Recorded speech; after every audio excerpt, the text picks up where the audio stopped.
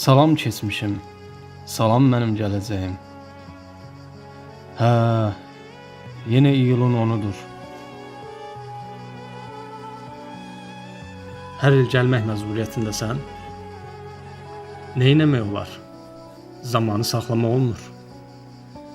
İllər getməsəydi, günlər keçməsəydi, olduğumuz kimi qalsaydıq, o ancaq cənnətdən mümkündür.